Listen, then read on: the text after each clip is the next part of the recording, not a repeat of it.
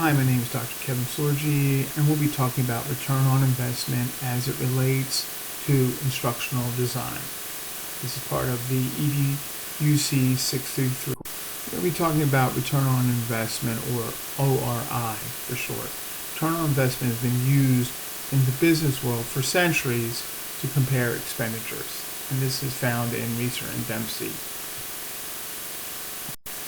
More specifically, we're going to be talking about return on investment in education. Returns on investment in education are based on human capital theory. It's been estimated since the late 1950s. Human capital theory puts forward the concept that investments in education increase future productivity. Skepelis and Petrinas, 2018. What is return on investment, or ORI? Return on investment is a performance measure used to evaluate the efficiency or profitability of an investment, or to compare the efficiency of several different investments. ORI tries to directly measure the amount of return on a particular investment related to the investment's cost. This is more initially found in business. In education, as the need for greater accountability and learning demonstrated effectiveness and value increases, ROI is becoming an accepted way to measure the impact and return on investment in all kinds of programs. So we're looking at the ROI calculations. This is looking at program benefits minus program costs divided by program costs times 100. These calculations of training aim to answer two broadly similar questions. Are the trainees getting new knowledge and skills so that they can increase efficiency and/or reduce costs in the workplace? Second one is, can we measure the cost of this training program against the benefits to both the individuals and the organization? ROI can be used to justify the expense of a training course, comparing one training course to another, and help establish training within an organization. It's a simple way of tracking the effectiveness of training and measuring what value the learning helped to create. So when we look at return on investment, ROI is the ultimate measure of accountability. In addition to the ROI percentage, there are 5-level framework to evaluate return on investment. And we'll look at the first one right now. Level 1. Reaction and planned action data. Reactions to the program, views on convenience and ease of use, how well did the facilitator present the information, would the participant recommend the program to others? Again, this is found in Reeser and Dempsey. The second level, level 2, is learning data. Did the participants gain new skills? Did they gain knowledge about what it takes to be successful? Has their level of confidence improved? Did they plan to apply their new skills to the job? Again, this is in Reeser and Dempsey. Level 3, application and implementation data.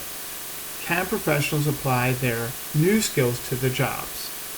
Did they gain knowledge about what it takes to be successful? Can participants use acquired knowledge from the skills? What is keeping them from applying their new skills? Looking at level 4 in the framework of return on investment, we look at business impact data, new accounts, customer complaints, absenteeism, and operating costs. And the 5th level in the framework to evaluate return on investment is return on investment.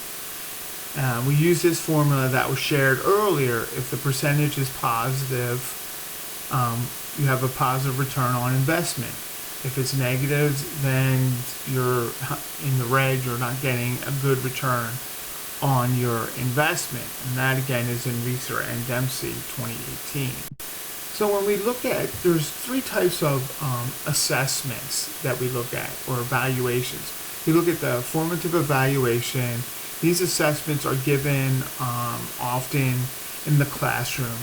They are informal evaluations. They can be warm-ups, quizzes, and exit tickets. Summative evaluation, as we look at summative assessments, they're characteristically at the end of a given unit, and at the end of a course or end of year assessments, which are state mandated examinations. And next is the confirmative evaluation. Confirmative assessments is a process of collecting, examining, and interpreting the data and information in order to determine the continuing competence or effectiveness of instructional materials.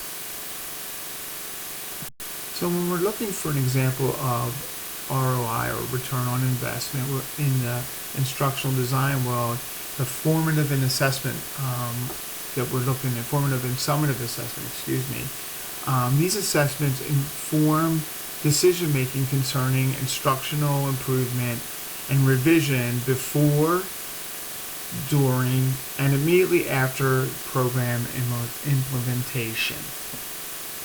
And we're looking for an example of ROI, the instructional design world. When we're looking at a confirmative assessment or evaluation, we're looking at confirmative assessment that expands traditional evaluations to measure long-term and expanded performance improvement. These are my references that I used. I hope that I was informative and gave you some good options to talk about return on investment as far as instructional design. Thank you.